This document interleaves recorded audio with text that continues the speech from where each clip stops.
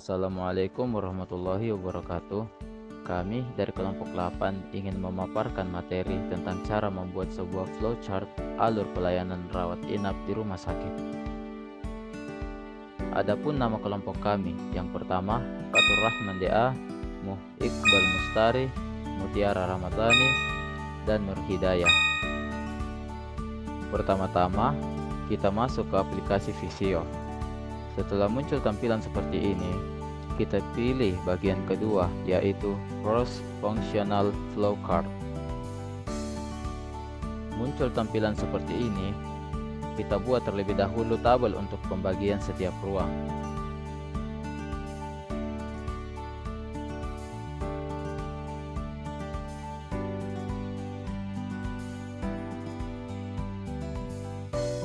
Di sini saya tambahkan judul flowchart yang akan saya buat, yaitu flowchart rawat inap farmasi.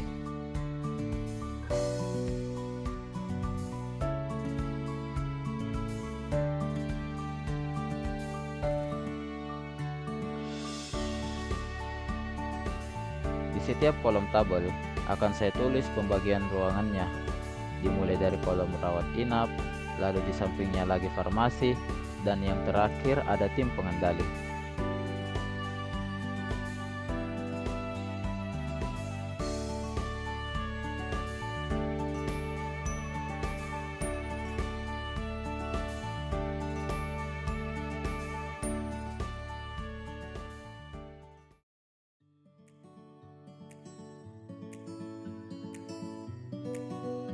Selanjutnya, untuk membuat bagannya, kita memilih quick shape bagian start atau end, atau biasa disebut terminator.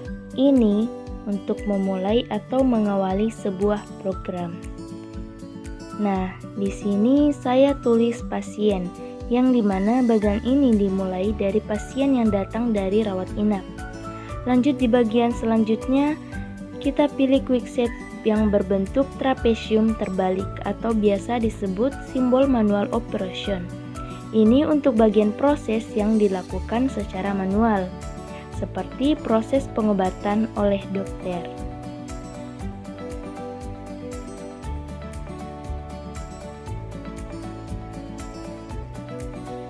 Lanjut ke kolom farmasi. Di sini kita pakai yang bentuknya seperti ini, yang biasa disebut simbol dokumen. Nah, untuk menyatakan dokumen dalam bentuk fisik. Seperti di sini saya tulis resep obat.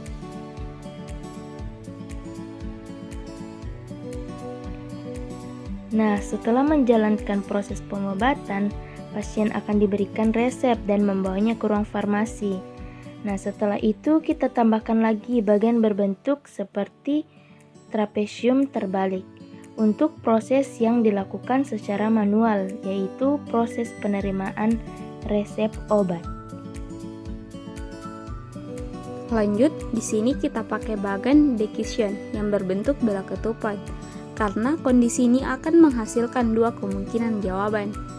Nah, setelah menerima obat, pasien akan ditanya apakah termasuk dalam pasien umum atau tidak. Jika iya, kita lanjut menggunakan bagan proses berbentuk kotak untuk proses yang dilakukan dengan komputer. Di sini dilakukan proses cek obat.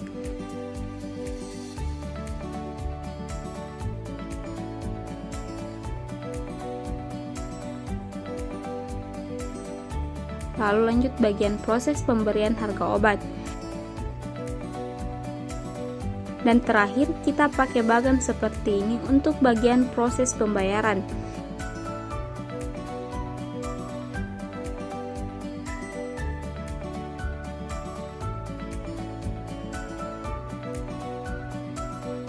Kembali ke bagian pertanyaan. Jika pasien bukan pasien umum, kita lanjut ke bagian tim pengendali. Di sini, kita memakai bagan kotak untuk proses yang dilakukan dengan komputer, yaitu pengecekan jaminan.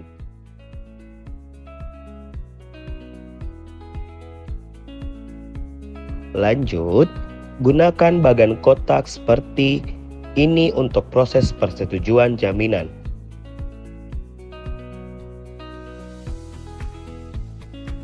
Setelah jaminan disetujui, barulah pasien kembali ke bagian farmasi untuk melanjutkan pembayaran dan penyerahan obat.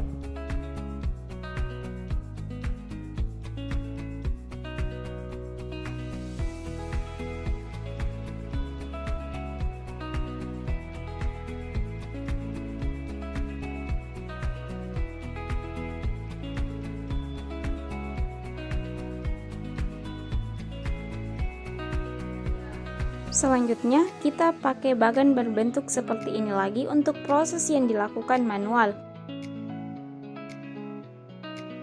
yaitu obat diserahkan.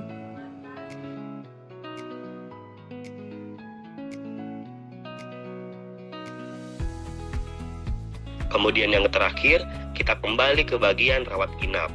Di sini yang dipakai lagi bagian start atau end untuk mengakhiri alur.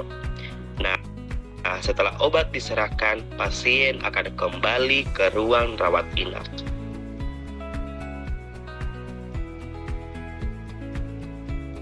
Baik, langkah terakhir di sini saya tinggal memberikan warna di setiap bagannya sebagai pembeda.